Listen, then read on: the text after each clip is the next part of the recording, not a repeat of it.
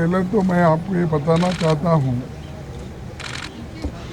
कि राज्यसभा में जो आज अड़चनें पैदा हो रही है उसके लिए सरकार जिम्मेदार है। हमने बहुत कोशिश की सदन को चलाने के लिए और बार बार हम सदन के नेता और चेयरमैन दोनों को भी मिलते रहे और अपनी बात को ये रखे कि जो रूल 256 के तहत जब आप उनको सस्पेंड कर रहे हैं तो उस रूल्स के मुताबिक ही वो सस्पेंड कर सकते हैं, लेकिन उन्होंने उन रूल्स को छोड़ दिया और गलत तरीके से उन्होंने जो मानसून सेशन में घटनाएं घटी थी तो उसको फिर से उन्होंने इस विंटर सेशन में लाकर हमारे 12 सदस्यों को निलंबित किया। निलंबित करने के बाद भी हमने उनको कहा कि संविधान के रूल आर्टिकल 85(2)A के तहत वो हमको बर्खास्त नहीं कर सकते जब तक हर एक व्यक्ति की क्या गलती है, हर एक सदस्य क्या किया उसके बारे में उसको पहला नेमिंग करना चाहिए। भाई आपको इस वजह से सस्पेंड कर रहे हैं, ऐसे पूरे 12 लोगों को पूछना पड़ेगा। उसके बाद रेजोल्यूशन मूव होगा, उसके बाद सस्पेंशन होगा और वो भी उसी दिन होना चाहिए, 11 अगस्त 2021 को ही होना चाहिए था।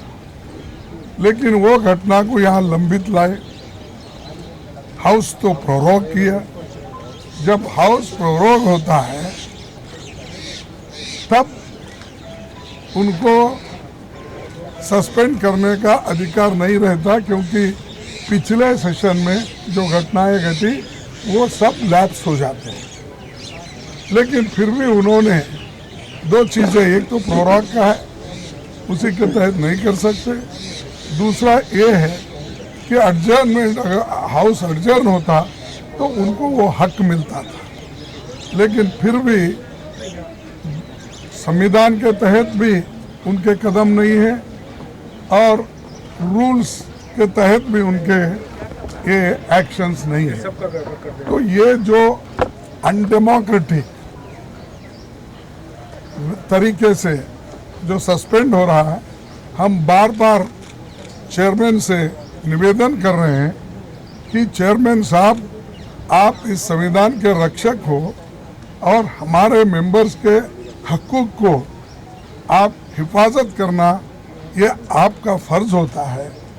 तो भी सरकार के दबाव में है, क्या सरकार नहीं चाहती, सरकार क्या गलत डायरेक्शन उनको दे रही है, हमको मालूम नहीं हो रहा, लेकिन हमको तो बर्खास्त किए। इस मध्य में हम बहुत से चीज़ें भी उठाना चाहते थे, जैसा कि इन्फ्लेशन का था, नागालैंड का भी था। तो ये चीज़ें हम जब उठाना चाहते थे तो हाउस ऑर्डर में होना एक, और हमारे 12 सदस्यों को उन्होंने जो सस्पेंड किया है उसको वापस लेना और उस सदन में उनको चर्चा में हिस्सा लेने के लिए हम उनको विनती कर रहे हैं। तब उन्होंने नहीं माना, बार बार अर्जन किया और हर एक घंटे को अर्जन करते, दिन में कम से कम 6 बार 7 बार अर्जन करते हैं। तो इससे ये लगता है कि सरकार की मंशा सदन को चलाने का नहीं है, डिस्कशन करने का उनकी मंशा नहीं है।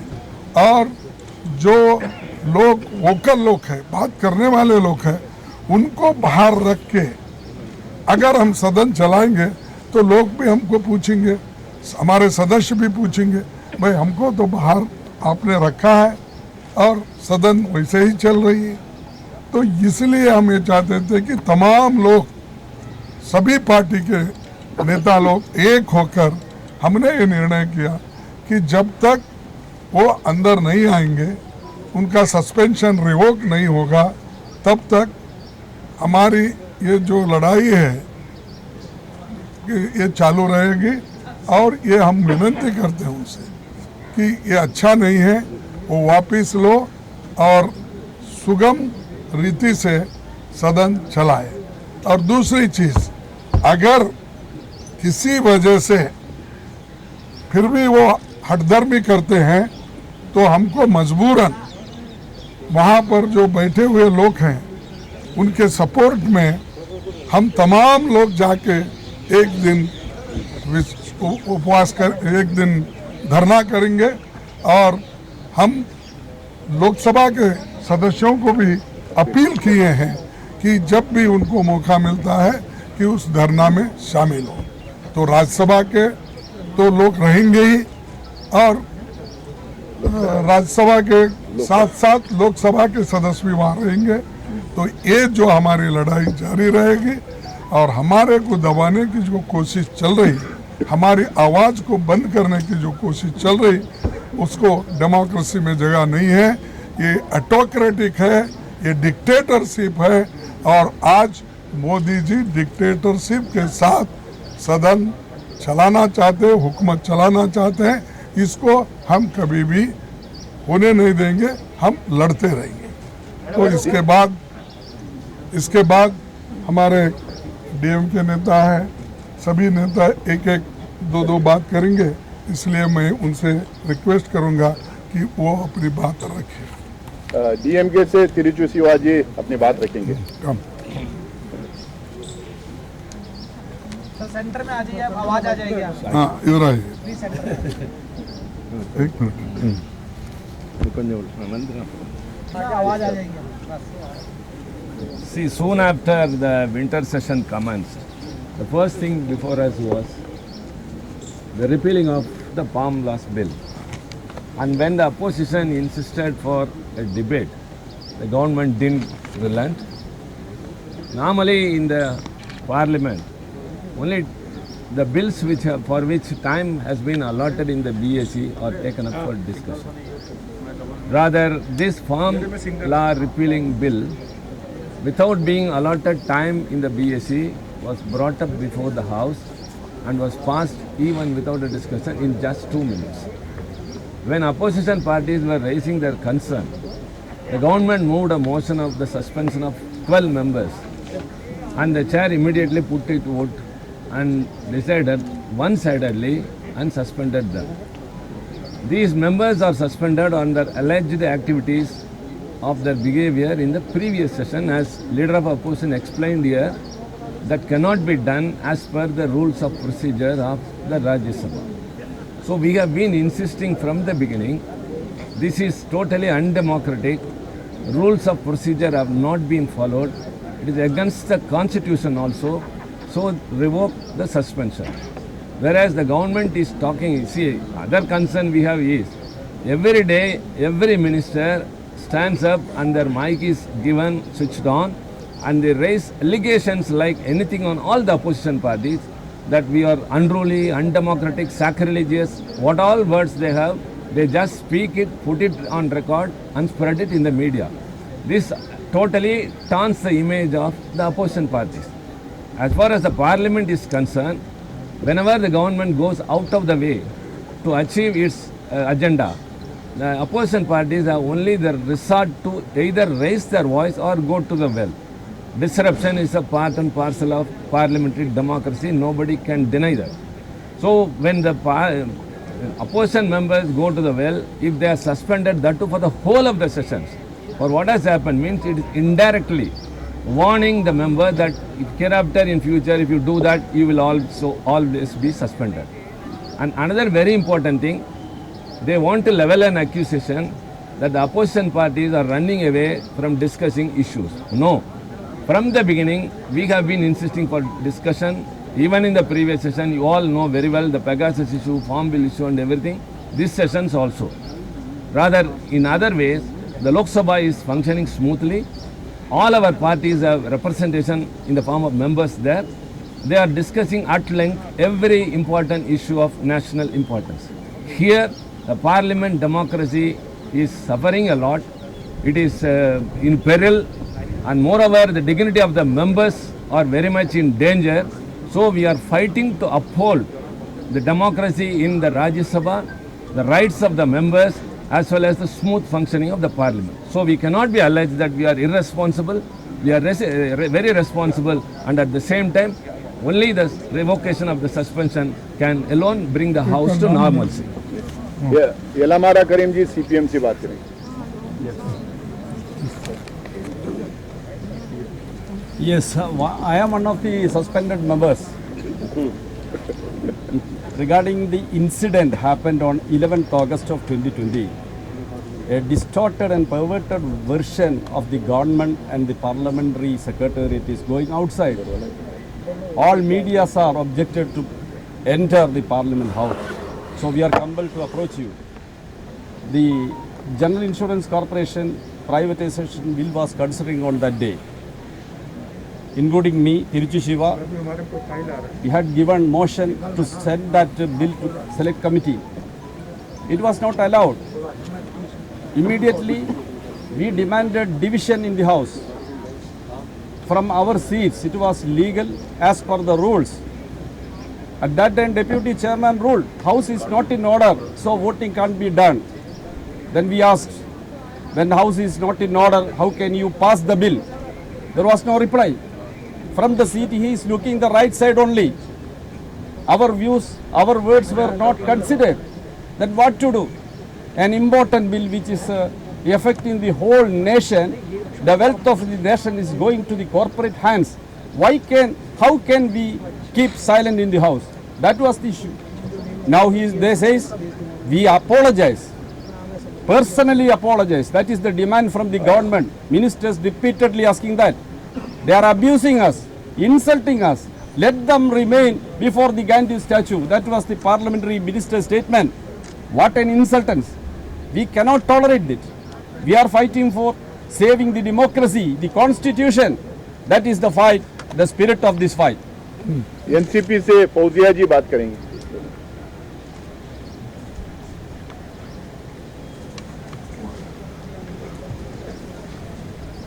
जो लड़ाई हम लोग जो लड़ाई पार्लियामेंट में लड़ाई जा रही है वो संविधान को बचाने के लिए लड़ी जा रही है। मॉनसून सेशन में विपक्ष जो है वो फार्म बिल्स पर, किसानों पर, जो किसान बाहर लड़ाई कर रहे थे सरकार के अगेंस्ट, वो ही लड़ाई सभागृह में लड़ने के लिए हम वहाँ कोशिश कर रहे थे, लेकिन अवसर नहीं दिया जा रहा था, पेगासस पे अवसर नहीं दिया जा रहा था। इसलिए वहाँ पर हम लोगों ने प्रोटेस्ट किया, जो कि संवैधानिक हमारा राइट है, ड्यूटी है इनफैक्ट।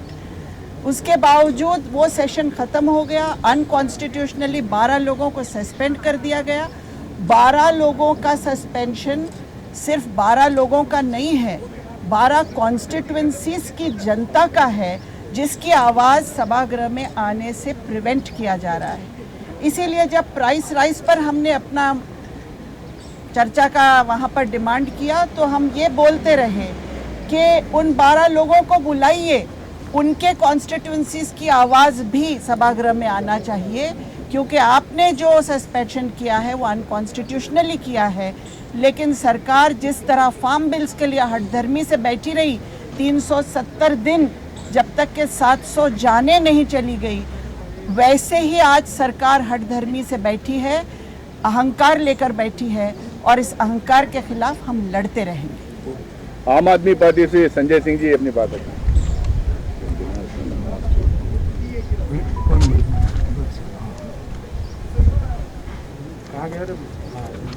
सबसे पहले तो यहाँ पर जितने भी अपोजिशन पार्टी हैं और जो भी सम्मानित सदस्य हैं, ये कोई बंगला लेने की लड़ाई नहीं लड़ रहे हैं, ये कोई अपनी सैलरी बढ़ाने की लड़ाई नहीं लड़ रहे हैं, ये हिंदुस्तान के करोड़ों किसानों की आवाज पार्लियामेंट के अंदर उठा रहे थे, जिसके कारण से हमारे 12 सम्मानित सदस्यों को सस्पेंड किया गया। और आज जो ये बताने की कोशिश की जा रही है कि सरकार तो बहुत हितैषी है, वो पार्लियामेंट में डिस्कशन चाहती है, हम डिसरप्ट कर रहे हैं। मैं इनके दो बड़े नेताओं के बयान आपको बताना चाहूंगा। स्वर्गीय अटल बिहारी वाजपेयी जी ने 2011 में स्टेटमेंट दिया था प्रधानमंत्री रहते हुए कि संसद को चलाना बहुमत दल की जिम्मेदारी होती है। अरुण जेटली जी ने बयान दिया था कि हाउस में डिसरप्शन ये कई बार देश के हित में होता है। ये इनके नेताओं के बयान हैं, जिन्होंने हाउस में डिसरप्शन इसलिए जरूरी बताया कि देश का अहित ना हो सके, देश के हित में हाउस का डिसरप्शन होता है। वही देश हित के लिए हम भी हाउस का डिसरप्शन कर रहे हैं, नंबर 1। और नंबर 2, ये 12 हमारे सांसद, उनकी पॉलिटिकल पार्टीज, हम सब चाहते हैं कि जितने भी इंपॉर्टेंट डिस्कशन पार्लियामेंट के अंदर हो उसमें वो हिस्सा लें। हम एमएसपी की गारंटी चाहते हैं, हम 700 किसानों की जो शहादत हुई है उनके लिए मुआवजा चाहते हैं, उन पे फर्जी मुकदमे वापस चाहते हैं, और महंगाई के मुद्दे पे चर्चा चाहते हैं, नागालैंड के सवाल पे चर्चा चाहते हैं। लेकिन पार्लियामेंट के डिस्कशन से सरकार भाग रही है। सरकार विपक्ष की आवाज को, लोकतंत्र के गले को घोटने का काम कर रही है, दबाने का प्रयास कर रही है, जो हम कतई होने नहीं देंगे। और जैसा एलओपी साहब ने कहा, सारी पॉलिटिकल पार्टीज के एमपी उनके समर्थन में, उनकी सॉलिडेरिटी में बैठेंगे, उनके साथ धरना देंगे, और ये लड़ाई हमारी जारी रहेगी। ये 12 सांसदों की खाली लड़ाई नहीं है, ये देश के उन करोड़ों लोगों की लड़ाई है जिनकी आवाज वो उठाने की कोशिश कर रहे हैं। विनय विश्वम जी सीपीआई से भी बात होगी लास्ट शिवा इस पे गाते थे Waiko. representing MDMK. Ji The farm bills were introduced without any discussion, throwing to winds all the norms of democracy. The whole country was burning. Hundreds of thousands of farmers fought on 750 farmers lost their lives, fearing the onslaught of the people. Now they repealed the bills without any discussion. When they introduced the bills without any discussion, when they repealed it, there was no opportunity given to the people. Now Mr. Narendra Modi is running a fascist government. What is happening is it's only fascism. Therefore, I raised my slogan in my language, the cherished Tamil, Kollade, Kollade, Jaranayagathai Kollade, don't kill democracy, don't kill democracy. Now, under the leadership of the leader of the opposition, we have taken a position. We will not participate in the proceedings. At the same time, it is for the government to run the business.